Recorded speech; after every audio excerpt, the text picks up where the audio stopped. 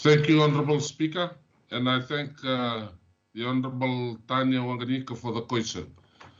Honorable Speaker, the electronic monitoring system was developed through the assistance of the Food Agriculture Organization, FAO, from 2015 to 2019, with funding assistance on electronic equipment, in-country training, and payments towards service providers.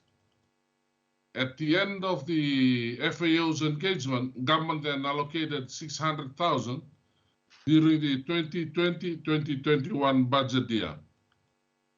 Since the equipment and training needs had already been cared for, the amount of 600,000 was committed towards the 1. Payment of 6 trained staff salaries inclusive of FNPF and allowances amounting to around $123,619.65.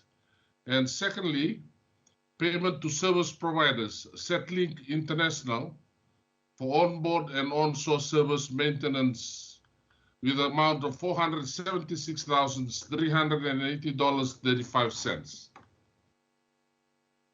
Honorable Speaker, sir, during the utilization of these funds, we identified that part of the funds would roll over to the 2021-2022 fiscal year. To address this, we had to make appropriate adjustments to ensure that funds are utilized to its full capacity. That is why, Honorable Speaker, the 2021-2022 fiscal year will reflect a reduction in budget to $380,000. Honorable Speaker, this allocation will cater for staff pay of $123,619.65 cents. Additionally, the balance of $256,380.35 cents will go to any gear changes or replacement that may be needed due to the nature of EMS operating environment. So ultimately for service and maintenance.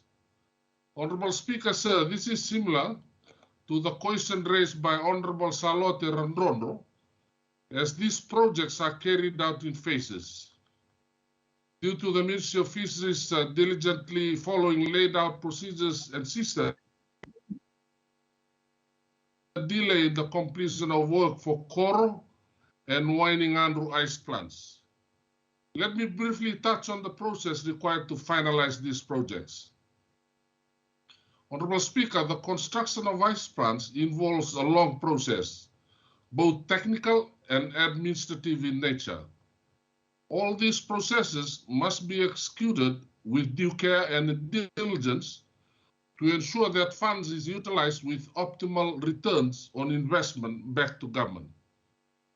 Very briefly, Honorable Speaker, the process of construction of ice plant includes but not limited to the following. Firstly, engagement with landowners and scoping for land and water resources. Secondly, interagency coordination to undertake scoping and land demarcations for titles and leasing arrangements. Thirdly, interagency coordination to undertake scoping and drawing of plans and costing estimates. Fourthly, tender put out for contractors through Government Tender Board for convening of Technical Evaluation Committee.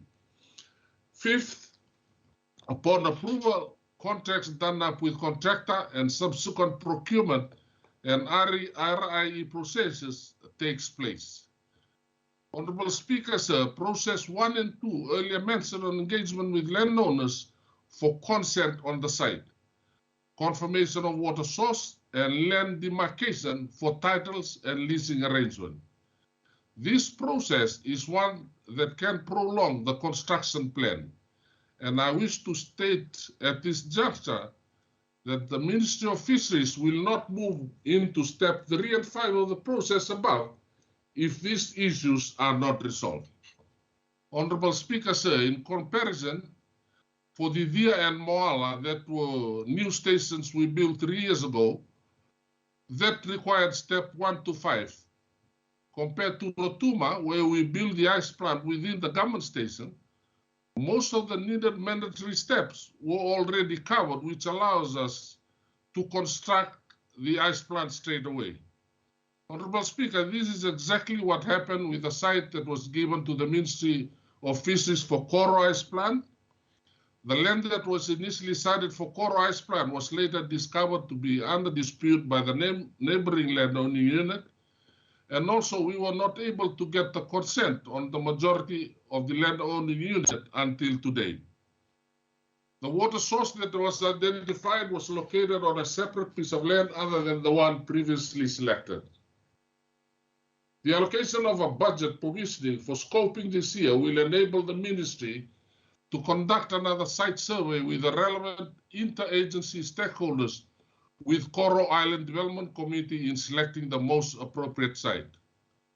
Honorable Speaker, sir, the same shall be revisited for the Waingunru site, and it is important that we all understand that these technical processes must be fulfilled and done right.